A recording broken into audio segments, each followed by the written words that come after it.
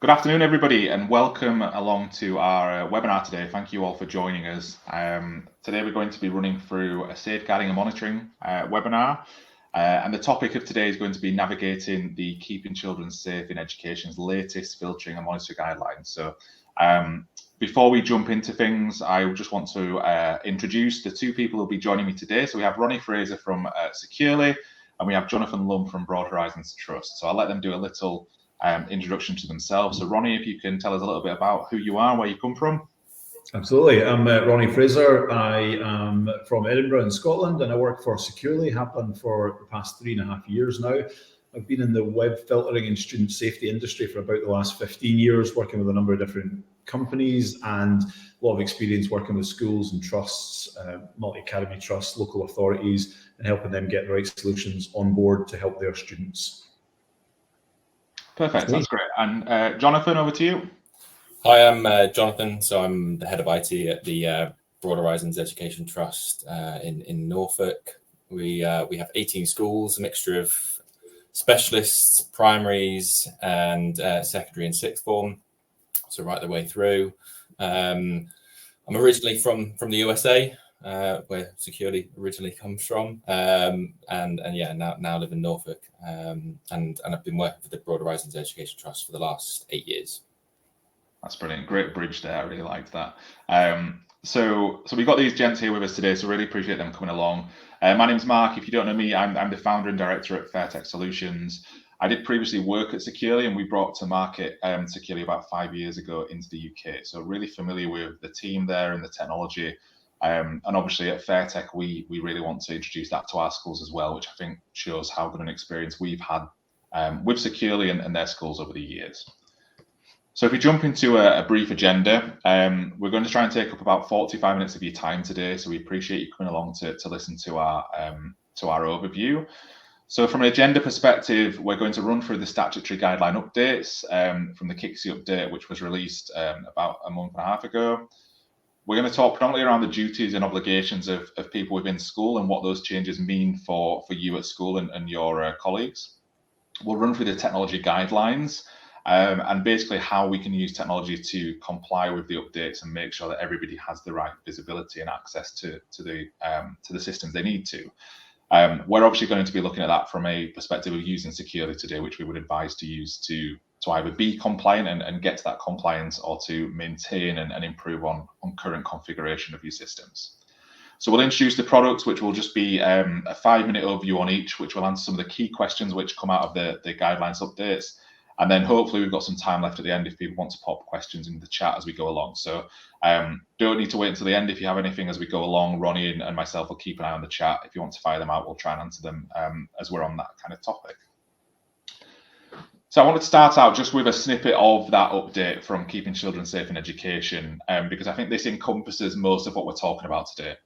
So that snippet is how the designated safeguarding lead at the school or college should be taking lead responsibility for the understanding of filtering and monitoring systems in place at the school. And that is how it should be covered in the safeguarding policies, as well as in the safeguarding and child protection training, which all staff receive. So I think the key word there, which I highlighted on, is understanding. So we're not asking our safeguarding leads in the school to start configuring filtering policies and pushing them down to devices and getting into the technical weeds of that. But the key here is being able to understand the information on a technical system, to extrapolate that and to use that to comply with the rest of your role, and really be able to take the lead on that as the safeguarding officer in the school. The filtering and monitoring solutions need to be one of the main elements of technology you use to utilize your role and to help you get that visibility. And talking about the updates to the guidance, the overview is that there's a major shift from just IT to school leadership as a whole. So this doesn't mean that IT have kind of been pushed to the side, still very instrumental in the procurement alongside these stakeholders and the implementation, most importantly, of these technologies. But what we're doing is including more people who have specific roles to play in these key decisions to implement technology.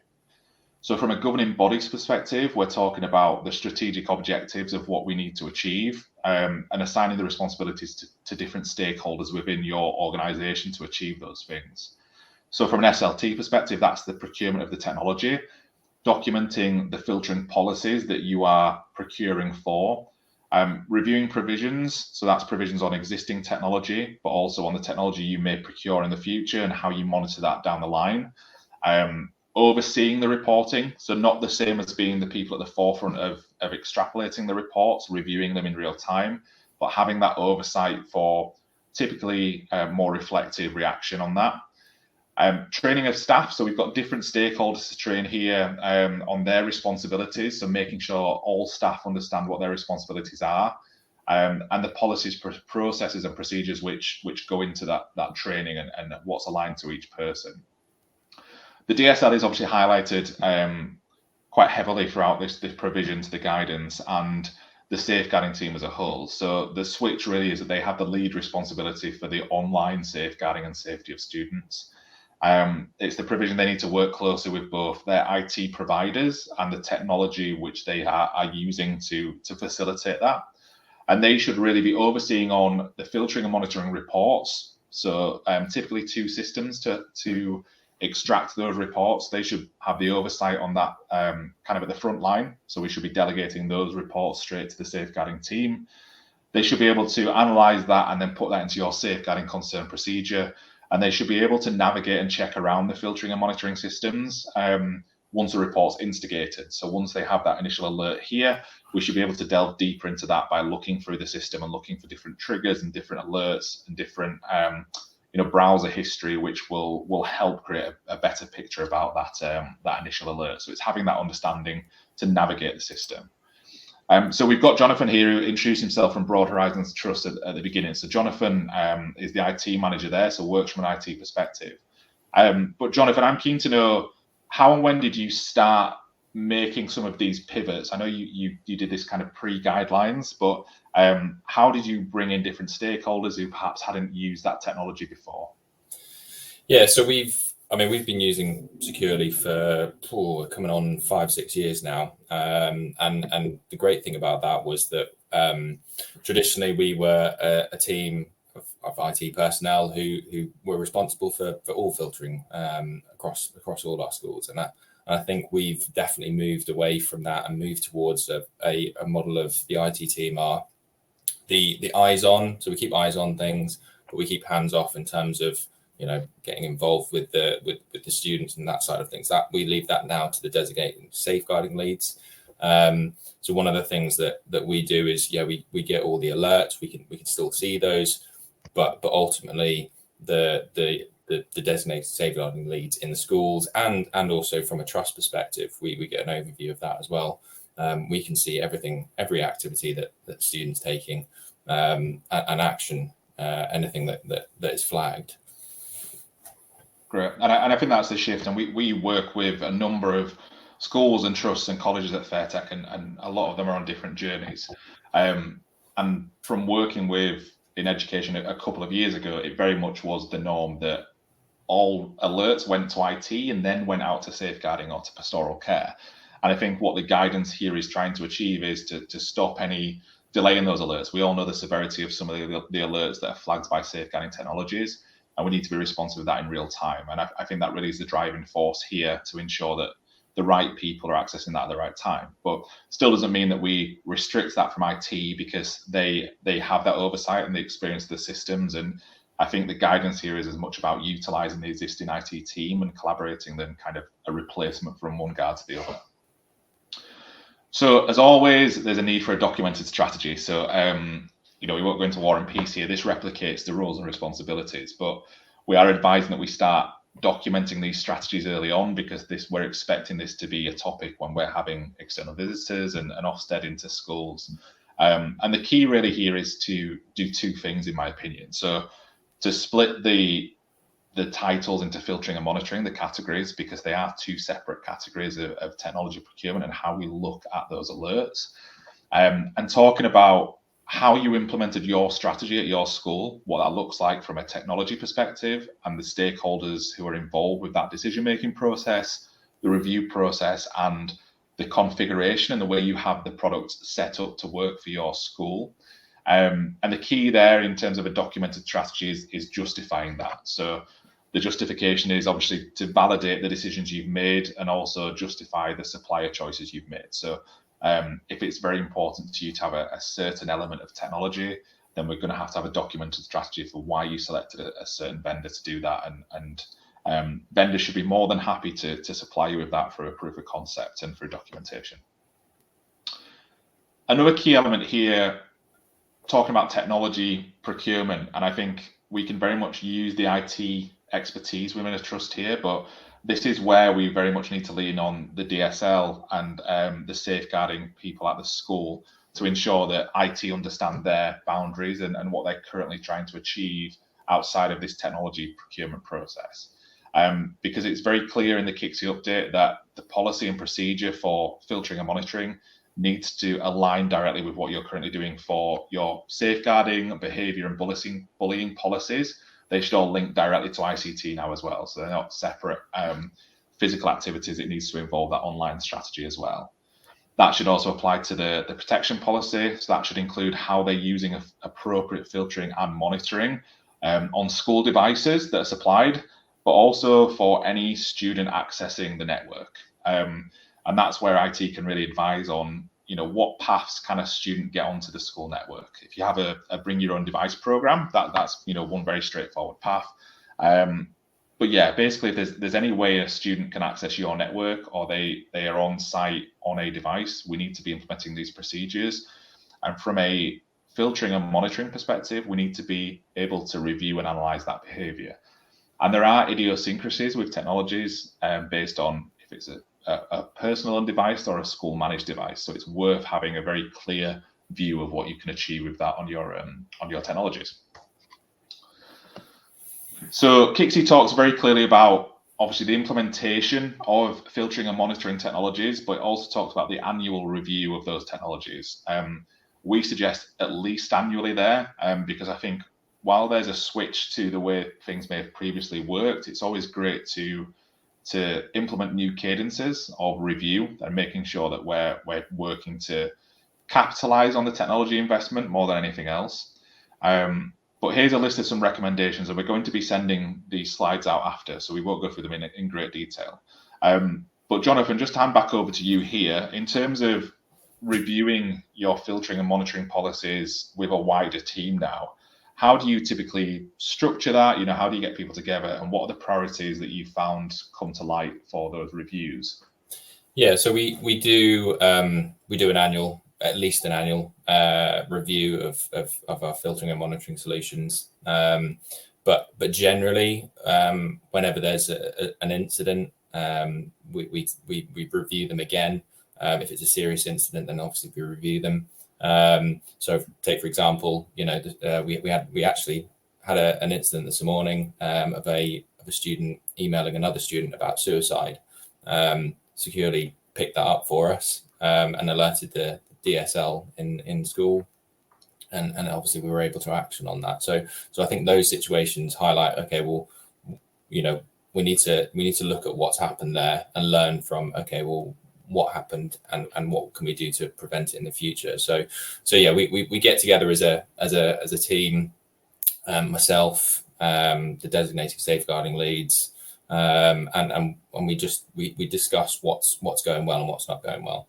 And we've implemented a lot of changes fairly recently. Obviously, looking at what students can and can't access is a big thing. So we regularly review that, and we do allow staff to input on that as well, not just your DSLs and IT staff. It's very much a whole trust process where we bring together feedback from everyone in terms of, okay, what can we learn from. Great, yeah, and I think that's a great procedure, and there's a couple of points here that maybe don't spring top to mind when you're reviewing, but you have to consider, especially on the monitoring side, when you're introducing, monitoring software predominantly for teachers, so they can look at, what's happening in real time in their lessons.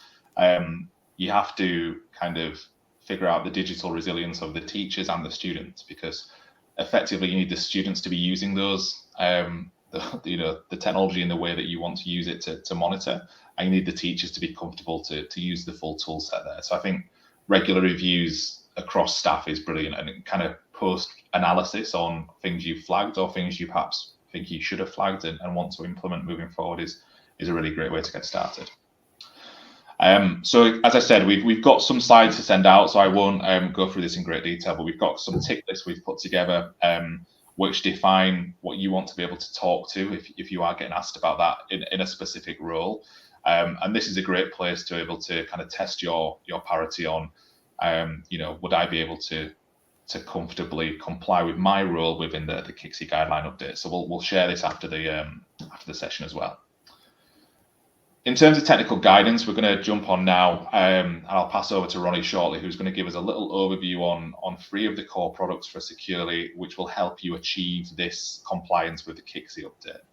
And a little bit on Securely, because I appreciate we all know and have worked and do work with Securely, but you may not have done. But Securely is a tool which has been around for about 12 to 14 years, built specifically for education. So, there's no other audiences they're trying to hit. Everything they do is built with a teacher, a DSL, an IT administrator in a school, and obviously the student in mind.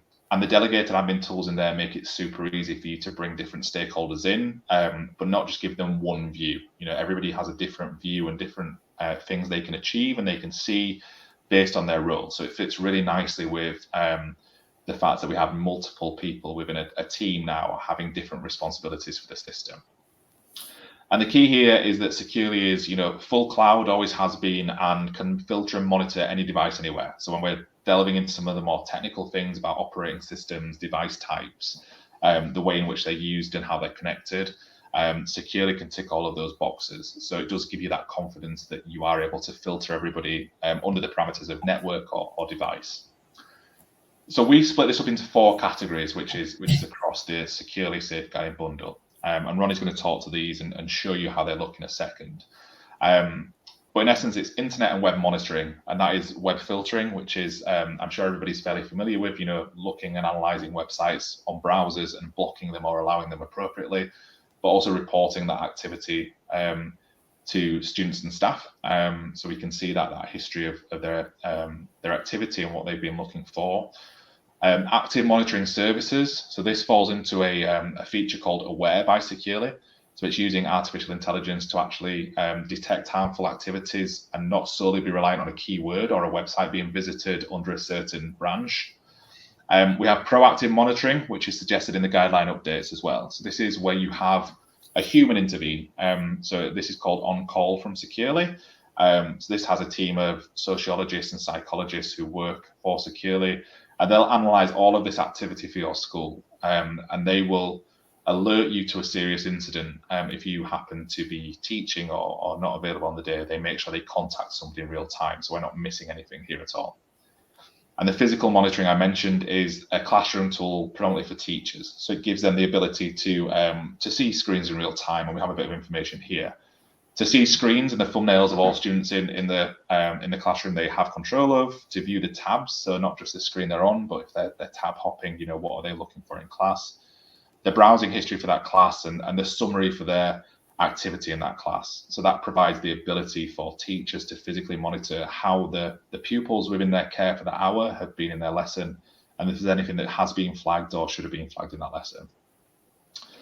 From an active monitoring perspective, it's about stepping away from just browsing and monitoring the web, but looking in online documents and emails. And as Jonathan mentioned this morning, they've had an alert which pertained to a suicide risk, and that came from a student email to another student email. So we're looking at as many different vectors as we can to find ways in which our students need us to talk to them or intervene or help in any way. And the proactive monitoring tool. So in essence, you are delegating your alert management to specialists at Securely. They don't do the full job and take that away from you, because obviously it's important that the DSLs and the stakeholders within schools have that ability.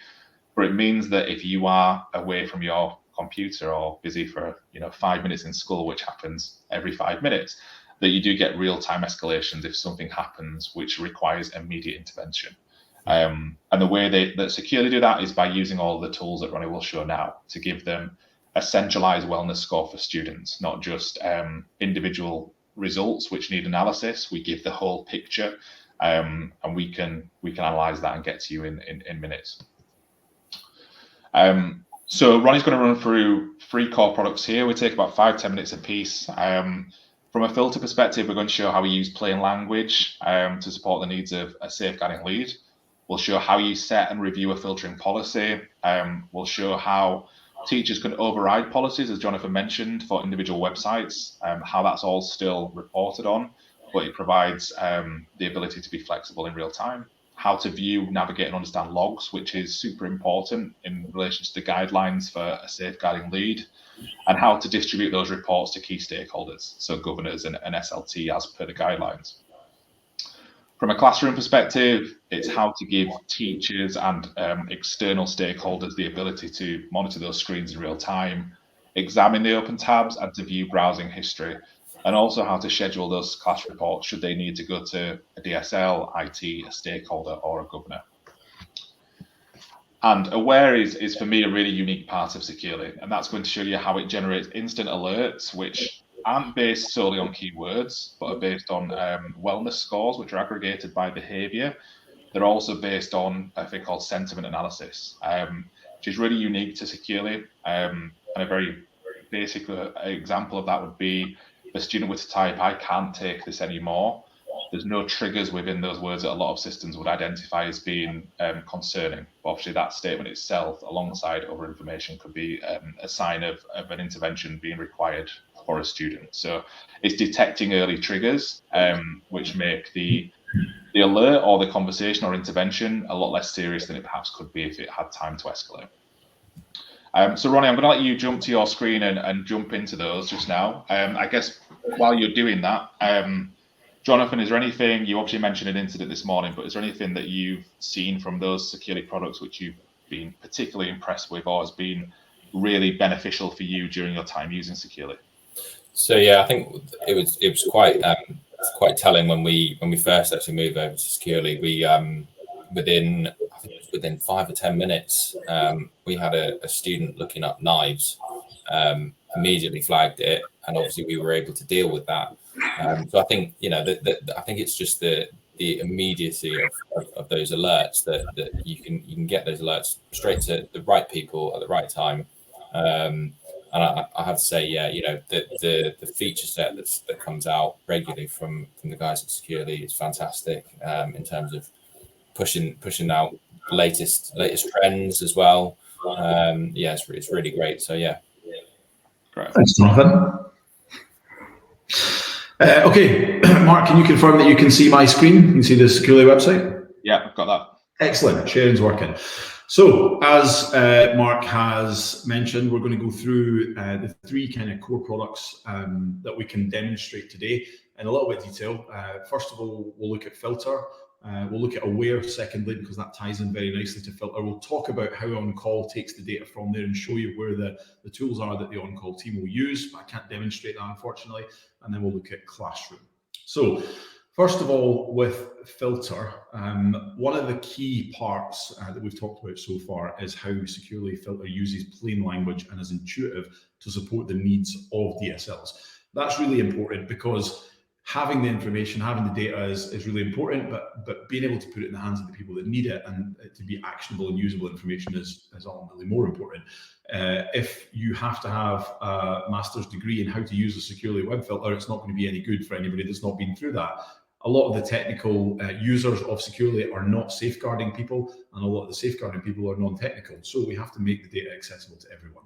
And to that end, what you're seeing here, hopefully, should give you an idea of exactly how that works. What we're showing you on the reporting side of things with the filter, this is just the front dashboard of the system, the high-level view, but you're seeing domains, you're seeing the actual websites that people went to. There's no kind of obfuscation of detail.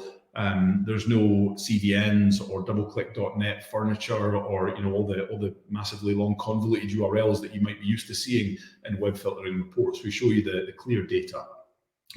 Whether that's allowed or blocked sites, whether it's searches that have been allowed or blocked as well. It's important to know exactly what was typed in, which is what we're showing you. In the activities feed, and I should have really said that we're having a few issues with the demo system today, so we might struggle a little bit here, but we'll get it working, don't worry. Should have started off with that, Mark. These things only happen when you have a live demo to show. It's always the way, isn't it? It's always the way. Anyway, on the activities feed, what you'll see here is every single piece of activity that's been requested, allowed or blocked, whatever's happening there. We can tailor the views to show exactly what the DSLs need to see. So in here just now is all activities. If we want to see just the blocked activities, we can easily show them. And if we want to tailor that down to searches, then we can show them as well. So again, very clear, very concise information as to exactly what these students have searched for. Okay, that's supporting the needs of the DSLs by meaning they don't have to go to IT and say, please translate this for me. Tell me what the threat is, where the risk is. We can tell exactly what that is. When we, classic, how to bypass securely, the usual sort of things that you'd expect in here. When we see these searches, we can be confident that they're that exactly what the student has typed in. And if we need to know more information around about those searches, we can click on the view icon here and we can see what that student would have been presented with. So we've got all the detail and the color around that activity. In terms of, that's the first part about the detail that we're going to provide in terms of the searches, the websites and so on. The next point was how we set and review filtering policies. We won't go into a massive amount of detail on that, but be assured that if you want to see this in more detail, we can set up a one-to-one demo for anybody along with Mark and Fairtech. But in terms of the overview of the policies, it's very straightforward and simple. You've got some global settings that you can set here. You've got the ability to allow and block domains and websites. You can set custom policies based on the users, the locations, whether they're teachers or students, whether you need to put them in a special box because they've been misbehaving or they need additional support, whatever that might be. So different rules can be set, different categories can be allowed and blocked for the different students. Again, in line with the KCSIE guidelines about filtering and monitoring, we're able to stop them from accessing content which is going to be a nuisance, harmful, dangerous, whatever it might be. But we're also able to use some settings in here to proactively alert safeguarding teams when somebody tries to do something that's outside of the norm. So in the example here, we have drugs and we have down here hate content. Whenever somebody in one of these policies tries to access that content, the safeguarding team are going to be notified instantly that that's the case. And you can choose to put these notifications on as and when you need to.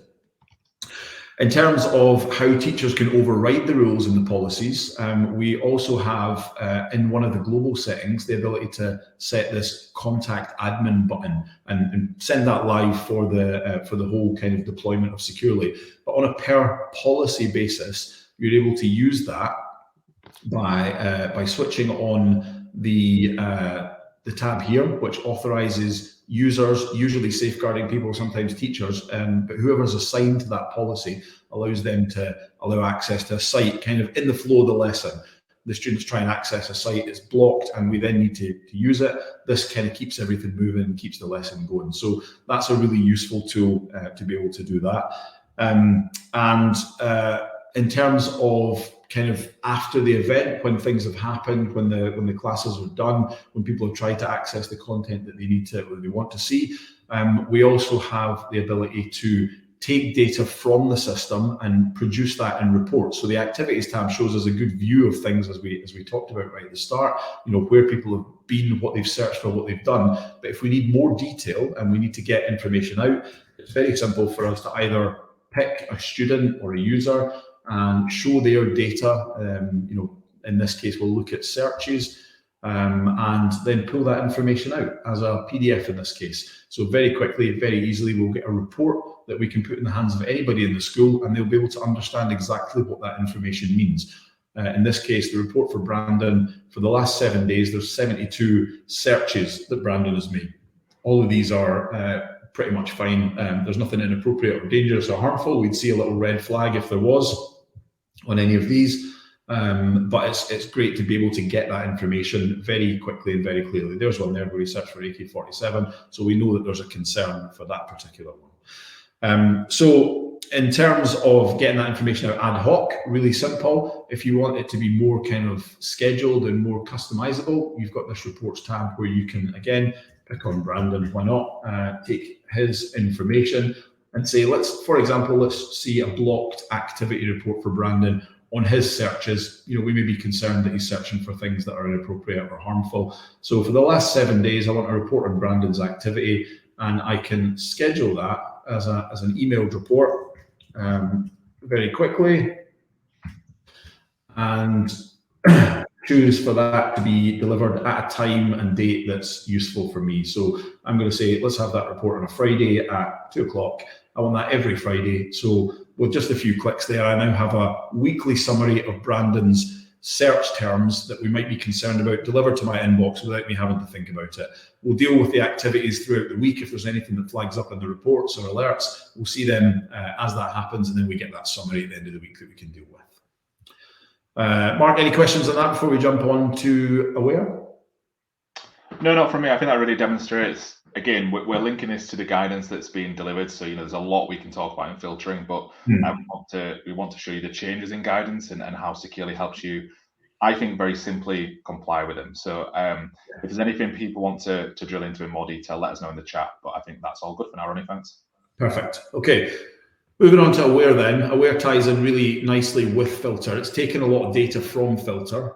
So we're seeing the websites that the students access or try to access. We're seeing things that they type into the search bars. If they post anything on social media, if that's allowed in the school, we'll see those posts as well. And we're also, as Mark alluded to right at the start, we're going to see emails, and we're going to see documents, and we're going to see chats as well. So either tied into Google or Microsoft, we're able to connect through APIs and journaling rules to pick up all of those kind of off-web content pieces, and then all of the web filter parts will be passed across as well. What we're doing is we're using the AI engine behind Aware to analyze all of those activities. Again, as Mark kind of alluded to, we're looking for negative overall sentiment. We're not looking specifically for words or phrases, because there can be quite a blunt binary tool. It can produce a lot of false positives. So we're looking for an action or an activity that's got an overall negative sentiment, and we're linking that to either grief or self-harm, bullying, or violence. Now, in these silos, you'll be able to search for individual users or pieces of information. Give me 1 second. I'm just going to log back in here because it kicked me out as well. You'll be able to search for the individual users. You'll be able to search for their pieces of activity or their information. As you can see in the search bar here, we can look for a word, a phrase, an email, a user, whatever we need to be able to search there. But what we're seeing as a safeguarding lead, as an admin who's got access to the system, all the students that are under my control, my responsibility, and all of the activities that have been flagged for them. Okay, so what we're at a glance seeing is a search at the top here for how many pills of Tylenol to overdose. That's very clear exactly what was searched for. That will have generated an instant email alert within a matter of seconds that will have been delivered to the safeguarding lead responsible for this student.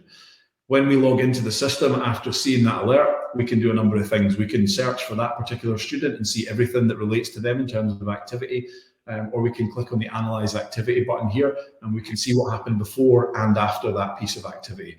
So giving us the color around about that event, what's happening, how is the student reacting, what's their mindset at that point effectively. We can see there was a lot of activity before that doesn't really have any concern associated with it, and a bunch after it that doesn't have any concern. But there is access to Suicide Prevention Lifeline.org here a few days previous. So we can see a couple of activities here that are going to cause concern, and that will help us to kind of get that student the help they need. We're going to see these things pop up in here weeks, if not months, before a student ever puts their hand up and asks a question. So giving you that ability to get in front of it. There's a couple of questions dropping in here. Mark, I don't know if you want to pick them up as we go through. You seeing them? Yes. Seeing them now. Sorry, I got a couple of ones pop up as well, so let's get rid of those. So yeah, in terms of a teacher's able to approve website searches for all students, or will they only be restricted to activity in their class only? So it works a couple of ways with the different technologies. From a classroom perspective, we do limit teachers to their particular class. So that can be all of their classes they have throughout the day or the week, but we do limit them to obviously the classes they're in charge. But in terms of being able to change that on a browser, for example, if you're teaching yourself, you can change that group policy as well.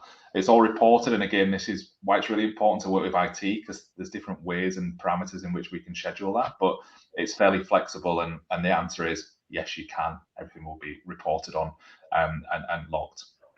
Okay. We've got a couple you might want to take as well. So current system requires a certificate to be installed for SSL inspection. Is that required with Securely? Yeah, so depending on how the users are connecting, if you're using Chromebooks or Windows Edge devices, then you can use the Securely browser extensions. They don't need a certificate to go along with them. SmartPack doesn't either. If they're DNS filtered, if they're guests or if they're unmanaged devices, you will need to deploy a certificate to those devices, or the users will need to download the certificate themselves. That's very quick and easy to do. Actually, you go to securely.com/SSL and it'll check which browser do we have, which OS do we have, sorry, do we need the certificate or have we got it already, download it, and then they're off and running, and they'll be good to go. So that's really simple, but only needed for people on devices that you don't manage effectively. Another question that was in there was, where do the users come from? Does it sync with the school MIS, Office 365, etc.? So we're either syncing with Microsoft or Google for your kind of source of truth, or both actually, and we'll pull those users and groups or OUs across from your already created structure. So there's no additional admin required there in terms of setting up. There's no additional credentials needed either. So you're signing in with your existing Microsoft or Google credentials and authenticating as you normally would on the device. Let's just finish off the aware part with the dashboard. I haven't seen any more questions come in there, and hopefully I've answered those ones. So we're going into a little bit more detail on the activities. The artificial intelligence engine that we're using in the back end of Aware to analyze the websites, the searches, the social media posts, the chats, the documents, the emails. We're picking up all of those activities and we're giving them all a score and alerting where something is an issue. But because we're seeing all of those activities, we're also able to curate a student wellness score for every single student in the back end. And we can tell you with that when a student's activities cause their wellness level to drop. And when you log into the system, you'll see students that are at a concerning or higher critical risk level. You can click on the list and you can see all of the activities that are in each of those silos, and you can show on the dashboard the activities that relate to those students that make them in that risk level. So just a couple of clicks here, I've seen Aidan Kim is dropped into high risk, and we can see that's because they've tried to access suicidepreventionlifeline.org. I can also tell you when that happened. In this case, it was on Monday evening outside of school, and we can see where it happened. We've got confidence levels, we've got sources, we know it's a website, but we can tell that. In this case, we can also look at that across the whole cohort if we're more interested in, rather than just one person, we can see where the threats are actually being generated, when they're happening, and what the kind of top flagged URLs and top flagged searches and keywords are. So that's a very brief look at the Aware functionality there. Much like on Filter in the activities piece, you've got the ability to pull out the data that you've got here. You can pull it as a PDF or as a CSV, or you can set up scheduled reports, or you can create an ad hoc report that you just you get as and when you need it. All that information's there. We didn't mention the nudity part, Mark. It's worth mentioning that as well as the AI engine finding safeguarding threats in words and phrases and context on these communications. If somebody uploads a nude image on an email or a document, we're also going to find and flag that, and we're going to make sure that you can get rid of that. Any questions on Aware? Anything else that I need to cover there before we jump on, Mark? Sorry, I'm muted. Best practice. There's just one more question running in the chat, and I think we know the answer to this one, but in terms of flexibility, we're just getting asked if there's a reason, an option to pull in from a MIS or an SIS. Not currently. No, we're currently working with Google and Microsoft only. We are working on expanding that, and there is the option to create custom groups rather than having to pull the groups from these sources. But we are working on additional ways to pull that data in, which I'm sure will include MISs in the very near future. So we'll keep you up to date on that. Right. Okay, and finally, we talked about Aware there as we're talking about on call as well, which I can't really demonstrate because it's a group of people that are looking at these alerts, that are taking the data in that you're seeing here, but they are using the same tools that you'll use with Aware here. And in this case, the case management tool that we have here as well, which you can update with school contacts and parent contacts and manage the groups and users that you've got in here. So any cases that are generated by Aware, by the on-call team will be logged in here. The response times will be here. They'll be assigned to the right people, and you'll be able to report on those particular cases in one way or another. So you can pull out data on an individual student or pull out a report for the overall cases and then deliver them into whatever system you need to put them into, or deliver them to people that need them. So that Respond case management tool is available to anybody that's using Securely Aware nowadays. And just really helps you to run that whole case management part. And then finally, Classroom, which Mark talked about way back at the start there. This is the physical monitoring solution, where we give you the ability to, or we give teachers the ability to monitor the screens and interact with the students and keep them focused, keep them learning, and help them in that journey. So to demonstrate that, what I'm going to do is I'm going to start up a class. We've got a football history class, which I know Mark will like here. Let's start that up. I can see a few players in there that I recognise, but nobody from Leeds, Mark, unfortunately. We start the class up as a teacher, and what we'll see is all of the students that are online. Very quickly, we'll see their devices and what's happening on their devices. So we're going to get a view of exactly what they're doing, as long as their devices are still online, which, given the demonstration so far, wouldn't surprise me too much. Bear with us 1 second. It's not a huge surprise, Ronnie, that this particular class is struggling to perform. Not at all, not at all. Let me just make sure this is the class is still up and running. 1 second. And I think the key thing, while Ronnie jigs that in, and it's always great when technology doesn't comply when you're trying to specifically show technology. The key thing here is, from a classroom tool, is being super simple to use. So it's adaptable in the classroom, and it gives you a UI and an experience here where you can select 4 or 5 really key actions. The feedback we've had from most of our classroom users is, we want to be able to see what the kids are seeing on screen. We don't want them to be able to, jump between tabs when we're trying to look and keep control.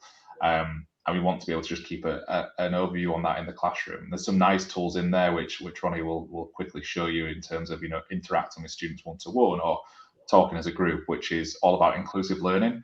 But strictly from a filtering and monitoring perspective, it's the ability to see what's happening on those screens in the classroom, which is super important. I managed to wake up the devices, and we can see now that most of our class is online except Wayne Rooney, which not a massive surprise actually. But at a glance here, what we're seeing is, as we talked about, the ability to physically monitor the screens of the class at an individual student level. We can see exactly what's happening on each screen there. And this is a fairly small class of students. We're looking at the card view here. What we're also able to do is to look at a tab view, and we can see anything that might be open in the background. So in this case, actually, everyone's on the test, on the test that we've set them, and that's fine, except for Michael Carrick, who happens to be on YouTube. So what I'm going to do for him is I'm just going to close YouTube for Michael, so we can modify what they're actually doing and make sure that they're not accessing content. If they haven't taken instruction, if they haven't taken our advice and done what they're asked to be doing, we can take action and change that for them as and when. So we're able to see which tabs are open. We're able to see what they're doing. We can also see what the browsing history looks like as well. So by clicking on the history button here, we'll see any websites that they have accessed. If we've had a chat with that student, we'll be able to have a look at that, or any commands that we've sent, anything that's happened in particular. The ability is there to do a number of different things with the class. So the monitoring, the physical monitoring part is as you can see here, able to check what they're doing, where they're going. If we want to do more than that, we can also send content to the students and say, actually, I want everybody to now be on the BBC website. I'm going to send you all the URL. We're going to push that to every device, and we'll be able to see here that then everybody's been on that site. Everybody's accessing that same piece of content that we've asked them to go to. So when the screens update, then you'll see that the students are all now accessing that page, except for Michael Carrick and Wayne Rooney. They'll be Michael Carrick's gone off in the huff. But the other ones that are doing the lesson that we've asked them to do, they're carrying on. So it's a really good tool for that. We can also send announcements out to people. So We can, send encouragement or send information out to the students. We'll see as those announcements pop up, everybody's getting that piece of information. If we want to send them content and lock them to that specific page, we can do the same thing. Rather than just sending them a suggestion, we can make sure that they're only going to be able to access that content and lock down the other tabs so that they're going to stay on task. They're going to make sure that they can do the things that we want them to do. And as a teacher, I'm also able to share my screen with the students and broadcast what's happening on my screen so that everybody is locked down to viewing this piece of content, focusing on what we're doing, and then go back to what they're doing after that separately. So lots of different bits of functionality in there, lots of tools that you can use from a proactive monitoring and a physical monitoring perspective in there. Ronnie, just as we close that out, there's a question from a Google school.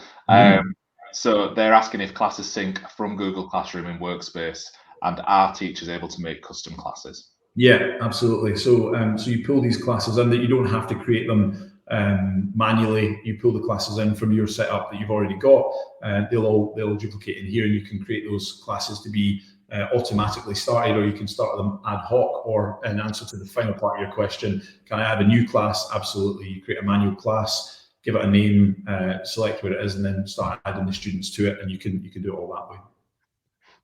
Perfect. That's great. Thank you for that, Ronnie. No problem. I will stop sharing my screen now. Perfect. So I jump back here to where we were. Perfect. So I appreciate we're up at time at the minute, so I'm just going to run through kind of how we can help moving forward. So if there are any questions that are still remaining, please pop them in the chat just now, and we'll get them answered for you. We had a poll on there as well, which people have interacted with. So just before we wrap up, thank you very much for coming along, for interacting, for asking questions, and for jumping on the polls. I think it really makes it a more informative session for everybody, and we really appreciate the time you've spent out. But we've shown you through a number of products here from Securely. From a Fairtech stance, we really do believe that Securely is an incredibly collaborative solution. It definitely allows you to meet and surpass the guidelines in keeping children safe in education and the recent updates. And we expect there to be further updates, right? Because safeguarding and monitoring is an ever-changing landscape. So we expect this to be an evolving guideline that we want to be able to comply with and not be changing in and out of technology. So, we really believe Securely is a great tool for that. And as far as we kind of move forward, how Fairtech can help, we can help in a number of ways, but typically this is how we interact with our schools with Securely. So if this is the first time you've seen Securely, or you're new to Securely, then we can set up individual product demonstrations, trials, and just discussions with your schools. Let's get all of those stakeholders together on a conversation and discuss how it can work for each of them. So we'll reach out to us on that too. I know we've got a number of existing customers on today as well. Let's have a chat about your existing configuration, reviews, stakeholder access. Fairtech are big advocates, from a safeguarding, cybersecurity perspective, right across the board, about making the most of your existing tools. So if you are using Securely already, let's figure out if you're using it to optimal capacity. And on these, we currently have an offer with Securely, which is aimed at the KCSIE guideline update. We have a sales offer which encompasses all of those products we've discussed as a special bundle price. So if you do want to discuss that, then please do let us know. But I will reach out with the slides and the recording to everybody who's joined and the people who weren't able to join. And that should recap anything here, and also our contact details. And before we go, we got one final question as well. There are a certain amount of parental controls with Securely, and there are, and this is something that's been super popular with Securely schools since we've been working with them for the last 5 years, because there's an application that parents can download, and it will give them basically very, very similar and the same access to what you can be provided as a school, but obviously outside of school. So you can allow parents to see for their children their activity, what they're accessing, and to set parameters around internet usage. So if you want to turn the internet off at 10 p.m. and stop streaming, or you want to get an alert if your child is upstairs and they're searching for something concerning, it allows you to have that link with parents and enforce, persistent safeguarding opportunities and boundaries as well. And it does also, from a school perspective, it does define a boundary of when you're responsible in a school for that child, and when that responsibility is passed back over to parents, because safeguarding and this type of conversation can be all encompassing. It's incredibly serious, and the repercussions of not capturing incidents, we all know how that can go. So we appreciate, from a staffing perspective, there needs to be a line of when you hand that control back over. And on that as well, from the on-call feature, which Ronnie mentioned too, the team of specialists who are there for 24/7 coverage, you don't need to have them 24/7 as 24/7 coverage. Completely tripping over those words.